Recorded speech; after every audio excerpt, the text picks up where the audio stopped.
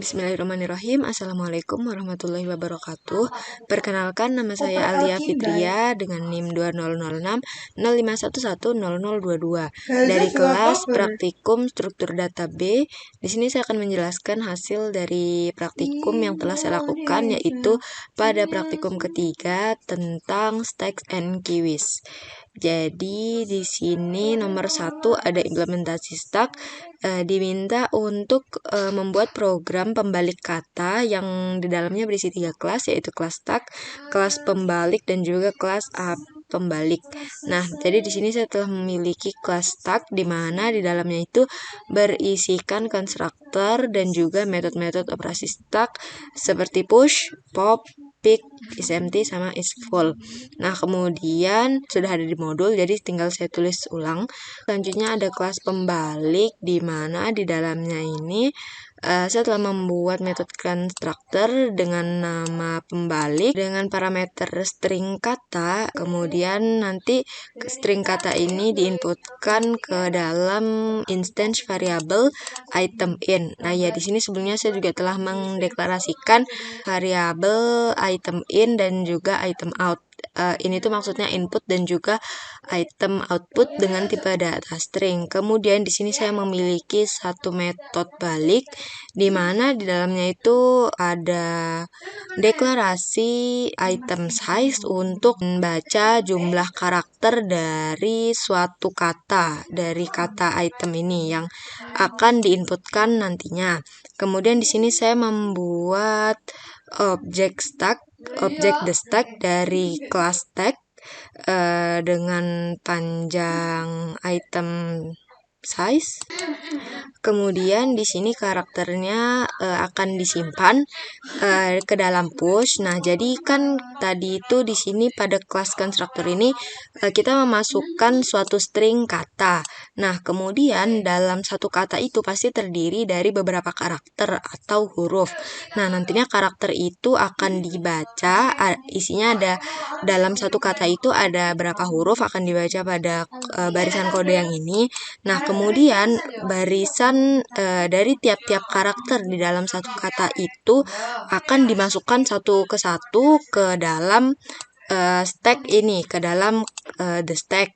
Nah, ini jadi di inputnya dia itu per satu hurufnya. Nah, di sini makanya saya membuat variabel item dengan tipe data char. Nah, dengan yang dituliskan di dalam perulangan in sama dengan i kurang dari item size, yaitu panjangnya dari suatu item, kemudian di increment. Nah, berarti di sini dia akan memasukkan satu persatu huruf dari string kata itu. Nah, kemudian nanti setiap karakter atau huruf akan disimpan pada string output. Nah, lalu di sini juga saya telah membuat variabel outputnya saya isi kosong dulu untuk menginisialisasikan saja, lalu membuat perulangan the stack. Apabila the stack tidak kosong, maka di sini juga saya telah membuat lagi variabel item dengan tipe data char. Nah, ini lalu dia ini di pop. Jadi setelah di push satu-satu, maka kemudian kita keluarkan. Nah, bentuk keluarannya itu kita memanggil metode pop. Kemudian item outnya ditambahkan dengan item yang pop tadi ini. Jadi kan kalau pada stack ini dia bersifat LIFO atau last in first out. Nah, jadi nanti karakter yang pertama masuk ini akan menjadi karakter yang pertama keluar, pertama di pop. Nah, jadi nanti karakter yang terakhir masuk akan menjadi karakter yang pertama keluar. Nah, maka dari itu nantinya karakter yang keluar akan berkebalikan dari saat dia diinputkan. Nah, lalu di sini ada kelas app pembalik di mana telah membuat the stack dengan panjangnya 3. Kemudian di dalamnya saya telah membuat juga scanner bernama input untuk mengambil input dari user. Kemudian di sini saya membuat membuat perulangan while bernilai true agar baris kode di dalamnya dapat dijalankan, yaitu pertama-tama mengprint masukkan kata, selanjutnya kata yang akan dimasukkan dari input akan disimpan pada variabel before, lalu ini kita membuat variabel kata dari kelas pembalik, kemudian masukkan ke parameternya yaitu before tadi ini.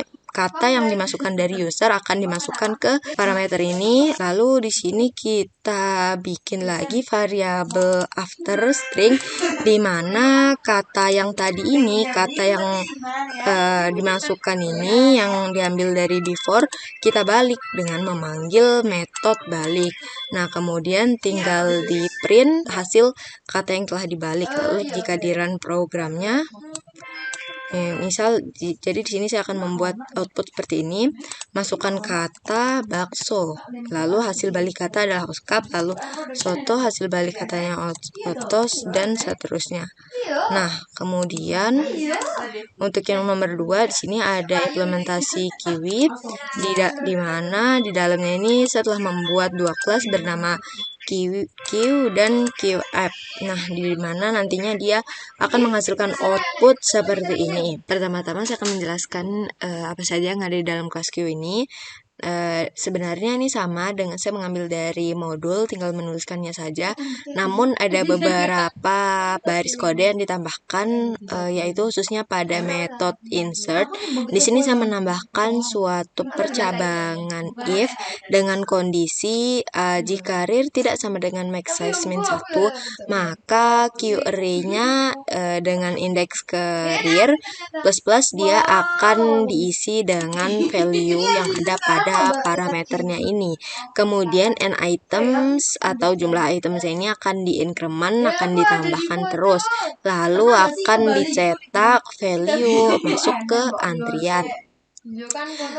Dan else jika rear sama dengan max size min 1, berarti dia akan full max size-nya, maka dia akan mencetak maaf value antrian masih penuh.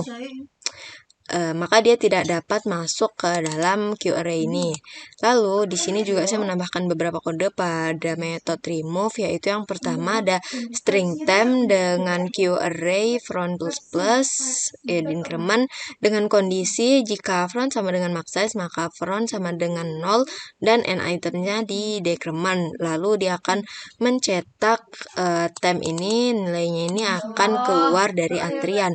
Lalu akan ada kondisi juga apabila rear sama dengan max size min 1, rear-nya akan dikurangi 1, lalu QArray-nya ini, indeks ke rear ini akan digantikan dengan nilai kosong, akan itemnya yang telah keluar tadi akan digantikan value-nya dengan kosong ini, lalu n item plus lagi dan mengembalikan nilai temp. Selebihnya metodenya sama. Lalu langsung saja ke kelas QF. Jadi di sini saya telah membuat objek the Q dari kelas Q dengan panjangnya 4. Lalu di sini kita insert saja beberapa value, yaitu Andi, Ahmad, Satrio, Afrizal, Sukran, dan Mahmud. Nah, karena di sini Q-nya hanya dapat menampung 4 item, maka nanti pada outputnya akan muncul seperti ini. Lalu di sini ada mencetak mulai mengantri, lalu dipanggil Q-nya di show. Oh ya, di sini saya juga menambahkan metode show dengan menggunakan perulangan for. Lalu kemudian di sini kita cetak lagi ketika satu persatu dari antrian itu keluar. Nah, dibikin perulangan in, lalu di remove satu-satu, remove show, begitu juga diulangi terus sampai dengan kondisi jika the Q pick front, yaitu apabila pada indeks yang paling depan front itu telah sama dengan 0, berarti semua itemnya itu telah kosong, maksudnya semua antriannya sudah kosong, tidak terisi, maka dia akan mencetak antrian kosong dan juga 0%. Lalu dia akan menampilkan isi antrian. Nah, jika di run programnya akan seperti ini. sudah sesuai dengan output yang ada pada modul. Mungkin cukup sekian yang dapat saya sampaikan, kurang lebihnya mohon maaf. Wassalamualaikum warahmatullahi wabarakatuh.